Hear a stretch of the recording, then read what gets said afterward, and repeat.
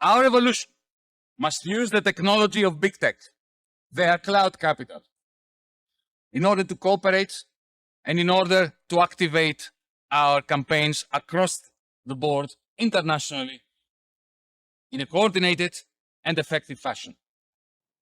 Hi, everybody. So this is Yanis, the former Greek treasurer, and he's proposing this new non-alignment movement.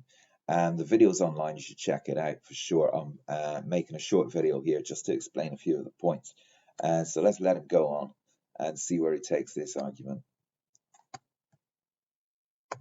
For a new non-aligned movement. Allow me to read some brief extracts from that Athens Declaration. We stand with every people suffering invasion, displacement, and aggression. To legislate so that corporations belong to those who work in them on the basis of one person, one share, one vote. And we need to deny banks the monopoly on payments. Banks and profit will then wither as our economies wean themselves off share markets and the financial sector. At the same time, profit and wages are no longer meaningful concepts, since everybody will be a shareholder in the company in which they work. This simultaneous death of the market for shares and of the labor market, along with the defanging of banks, will automatically redistribute wealth, make it possible to offer a basic income to everyone, and as a magnificent byproduct, remove the major incentives to war.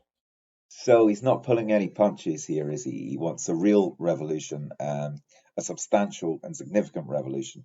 He's talking about fair pay, non-exploitation by companies, but he's talking about this on a global level, and it is a massive challenge, perhaps one of the most serious challenges to the world order as it is. And he continues.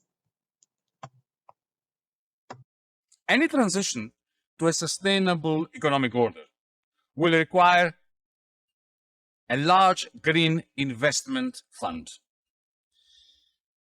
Cuba's Foreign Minister Bruno Rodriguez Parilla, in a recent G77 and China meeting, put the necessary figure to between $3.3 and $4.5 trillion a year. I say that nothing short of $10 trillion a year will do.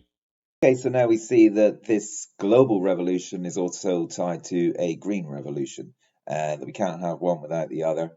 And he's going to mention something about the cost of that in a second. But already this is firm, this is in place. Can't have one without the other. So we're going green if we're going global. Let's see where it goes. That to implement the necessary green Keynesian policies, we must do something that Keynes would have hated. Dismantle the global empire of capital. Its ultimate purpose? To end the legalized robbery of people and planet. Proper grown-up globalism, one bank, one central currency. Now, I feel like all our life we've been fighting these inequalities, we've been fighting out of control capitalism, but now here's the solution. And this is what people have been warning us about, this global solution. End in a stroke, order violence, including war. But the price is... Now consider the other development of great significance. In October of 2020, the People's Bank of China initiated a remarkable experiment with a digital currency.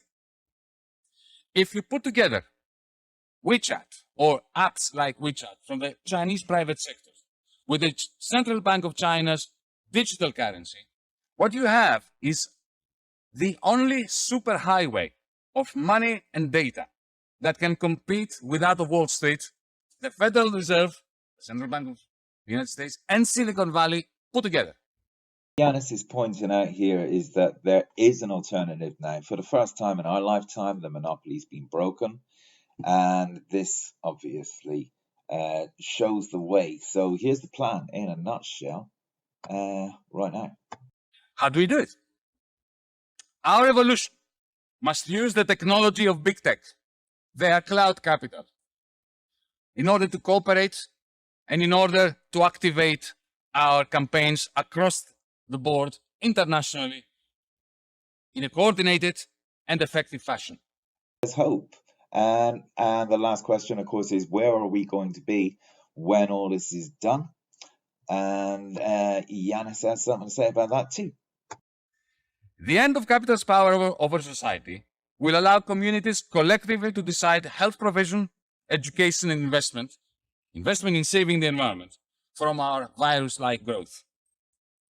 Genuine democracy would only then become possible, to be practiced in the workers' assemblies and in the citizens' assemblies, not behind closed doors where oligarchs meet. Now, okay, let's be honest here. I love this guy, you know? I think he's brilliant. I love the way he delivers arguments. I love his arguments and I love his vision. But I don't believe that this is the only alternative, and I don't believe it's the best alternative. And I'll tell you the reason why. We are going to win this localized life, where our rights are recognized and where we can have a decent standard of living free from fear. Now, how did we get here? We got here by fear. Two kinds of fear: war and environmental disaster. Now, we're being bullied here, and that can't be understated, because once these decisions are made, there's no reversing them. We're in a new world order where we have this localized life, and yet at the same time we concede to a globalization, which means you can no longer change your nationality and escape. It's not sit down, learn another language and run away. You can't do that anymore. You're stuck where you are. This is Herod sending you to Bethlehem forever. For what? For freedom from exploitation that never should have happened, freedom from war that never should have happened, and freedom from some mythic disaster that we're facing with climate, and 10% of your money for it forever.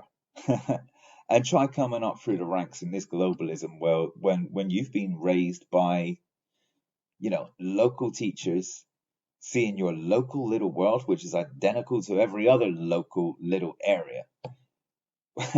Well, still we have globalization. And globalization is going to take globalized managers, people capable through the education system, however bad and provincial it's become, all the way to the top. For your globalization, for your global citizenship, no. It can't work. It's going to warp and divide us. It's going to turn most of us into meaningless, useless eaters forever, and set up a new class of people built in the model of Yanis to run the whole thing.